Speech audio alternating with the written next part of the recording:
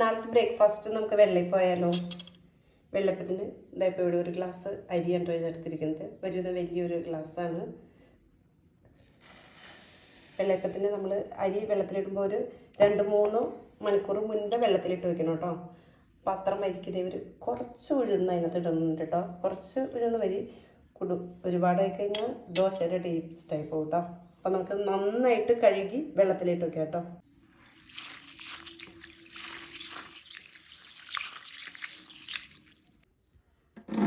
രണ്ട് മൂന്ന് പ്രാവശ്യം നന്നായിട്ട് കഴുകി കഴിഞ്ഞിട്ട് വെള്ളത്തിലിട്ട് വെക്കാം കേട്ടോ.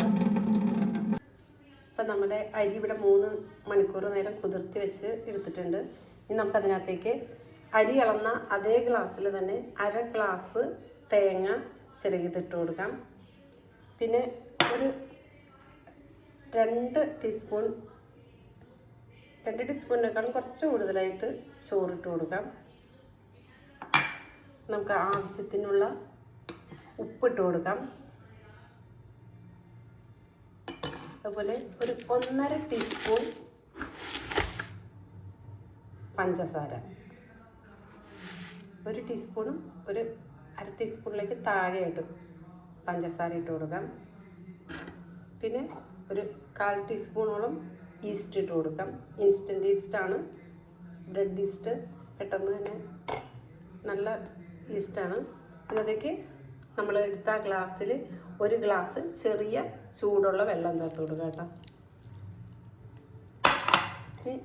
എല്ലാം കൂടി നന്നായിട്ട് ഇളക്കിയിട്ട് മിക്സിയിലിട്ട് നന്നായിട്ട് അടിച്ചെടുക്കുക കേട്ടോ. നന്നായിട്ട് അരഞ്ഞിട്ടുണ്ട്. ഇനി അത് ഒന്നും കൂടി നമുക്ക് നന്നായിട്ടൊന്ന് ഇളക്കിയിട്ട് ഈ ഒരു കൺസിസ്റ്റൻസിയിലായിട്ട് വേണ്ട നമുക്ക് ഈ ഒരു രീതിയിൽ നന്നായിട്ട് അരച്ചെടുക്കാം. അതിനുശേഷം നമുക്കത് മൂടിയിട്ട് 8 മണിക്കൂർ നേരം നമുക്ക് ഇത് മാവ് പൊന്തി വരാനായിട്ട് വയ്ക്കാം കേട്ടോ. മാവ് ഇപ്പം നന്നായിട്ട് പൊന്തി വീർത്ത് വന്നിട്ടുണ്ട് കേട്ടോ. ഇനി നമുക്ക് ഈ അപ്പം ചൂടാനായിട്ട് നോക്കാം.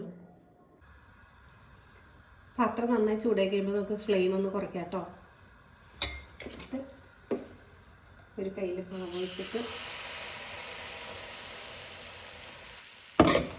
പാത്രം എടുത്തിട്ട് നമുക്കൊന്ന് ഫിക്സ് ചെയ്ത് കേട്ടോ.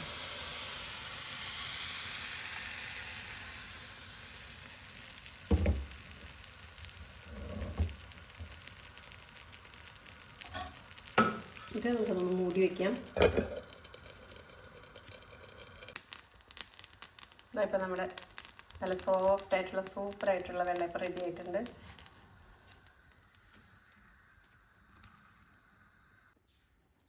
അപ്പം നമ്മുടെ വെള്ളയപ്പം ഇവിടെ റെഡി ആയിട്ടുണ്ട്. ഒരു ഗ്ലാസ് അരിക്ക് 14 അപ്പമാണ് കിട്ടിയത്.